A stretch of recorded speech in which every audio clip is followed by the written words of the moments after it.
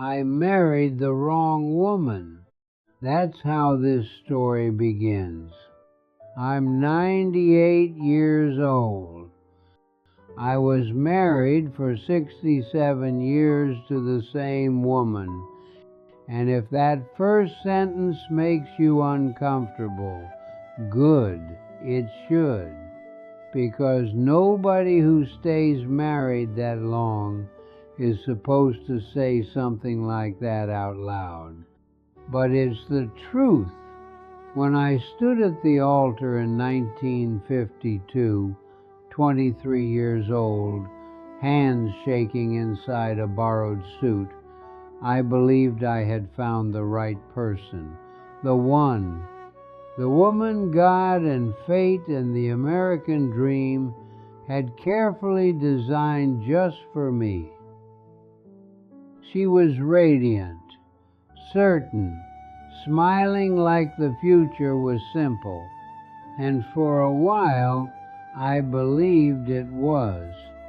But somewhere between the mortgage payments, the layoffs, the arguments whispered after midnight, and the long silences at the dinner table, I began to wonder if we had made a mistake.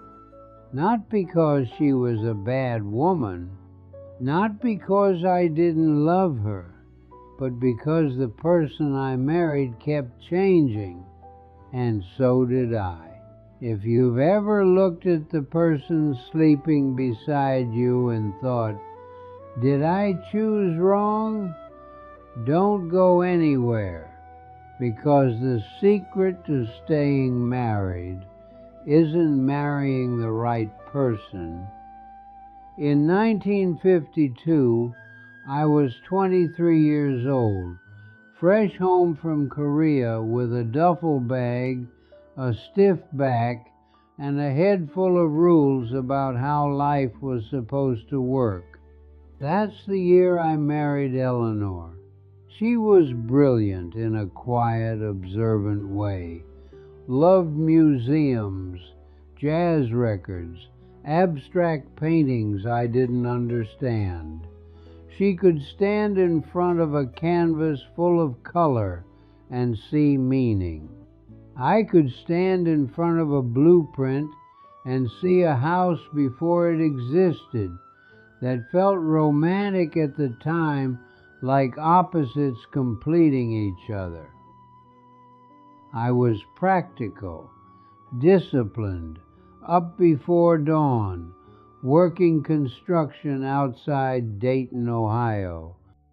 I believed in steady paychecks, clean gutters, and money in the bank. Stability meant love to me. The first 2 years tested that definition. We argued about money constantly. I saved every overtime dollar. Eleanor bought plane tickets to visit her cousin in San Diego. She subscribed to magazines, took painting classes. Once she suggested we drive west just to see the ocean. I saw irresponsibility. She saw life slipping by too quickly. Then came the question of California.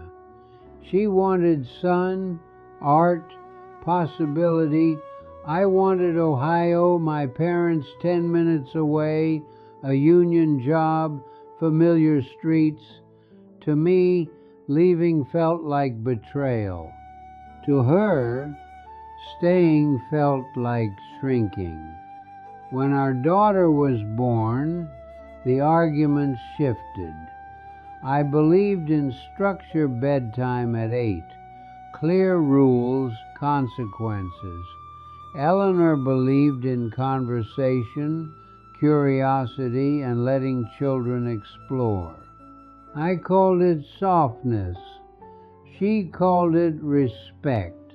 Some nights, after we'd gone to bed facing opposite walls, I stared at the ceiling and thought, maybe I married someone who wanted a different life.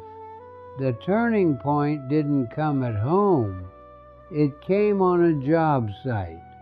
An older carpenter named Frank watched me miss a nail 3 times in a row. He lit a cigarette and said, "Trouble at home, kid?" I muttered something about marrying wrong. He laughed, not unkindly. "Kid," he said, "you don't marry the right person, you build one together."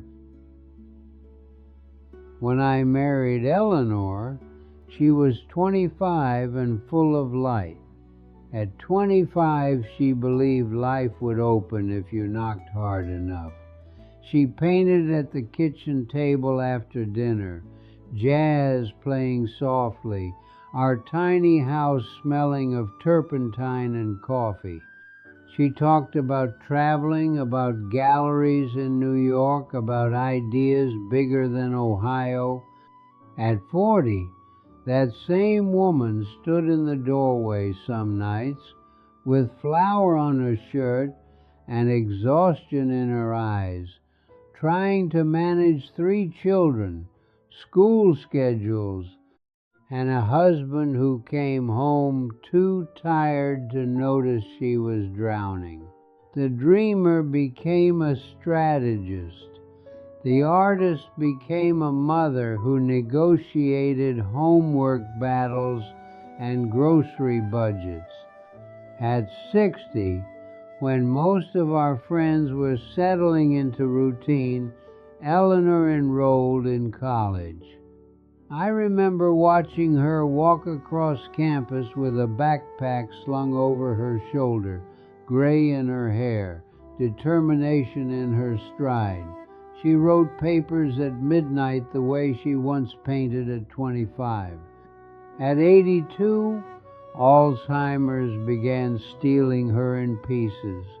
First names, then dates, then entire conversations. The woman who once debated novels with me struggled to remember where we kept the spoons. And I changed too. At 30, I was all temper and ambition. I measured my worth by promotions and square footage built. At 50, during the economic downturn, I lost my job. The certainty I had worn like armor cracked. I learned what fear really tasted like. At 70, I softened. I started cooking because she was tired, burned a lot of dinners, tried anyway. At 90, I fed her soup 1 careful spoonful at a time, and lined up her pills on the kitchen counter like sacred objects. Here's the truth.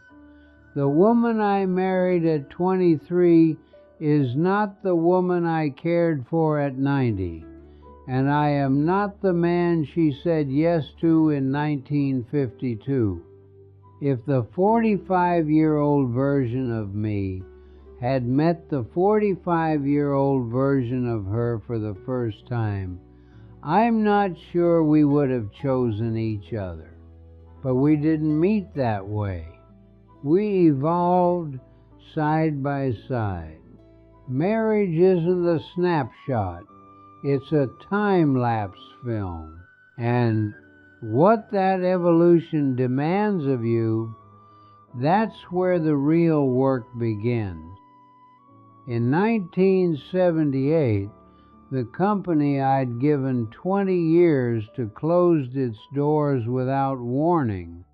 One Friday afternoon, I walked out carrying a cardboard box and the quiet terror of a 50-year-old man who didn't know who he was without a job. I sat at the kitchen table and stared at my hands. Eleanor didn't. Within a month, she was working 2 jobs, mornings at a bookstore, evenings helping at a local gallery. She came home tired but steady, paid the bills, reassured the kids, reassured me, though I didn't deserve it. I had always believed I was the provider. That year, she carried us. A decade later, when her mother died, something inside Eleanor collapsed. The vibrant woman who once filled rooms with conversation could barely get out of bed. Grief turned into depression, and depression turned our house silent.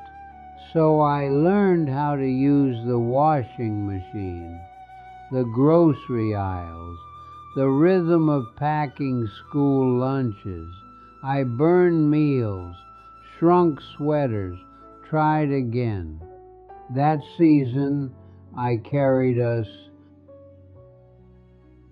And when Alzheimer's came, slowly and without apology, I became her full-time caretaker.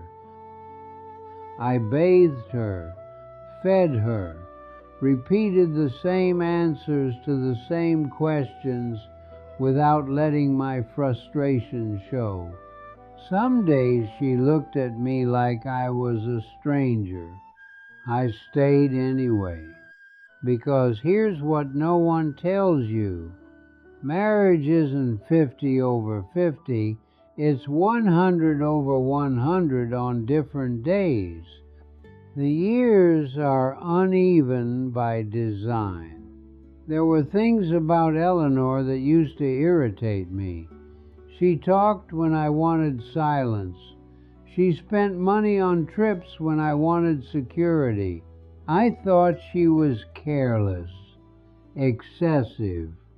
It took me half a lifetime to understand she wasn't careless. She was afraid of dying without having lived. She wasn't talking to fill space. She was talking because she feared the space between us might grow too wide.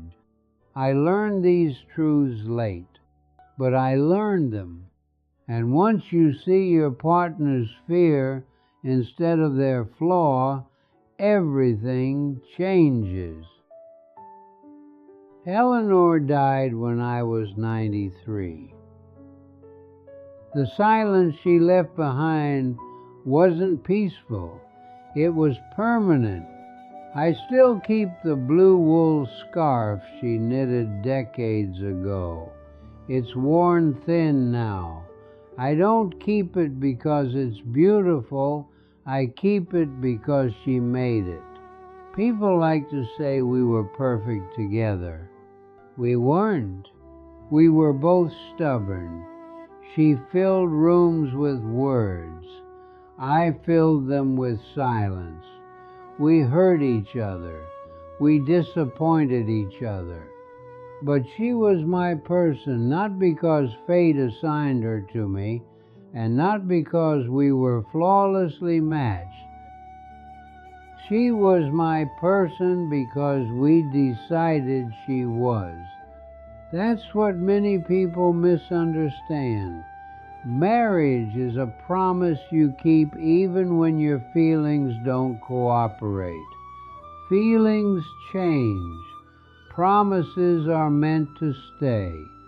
The real question isn't, did I marry the right person? It's, am I willing to keep choosing this imperfect human being?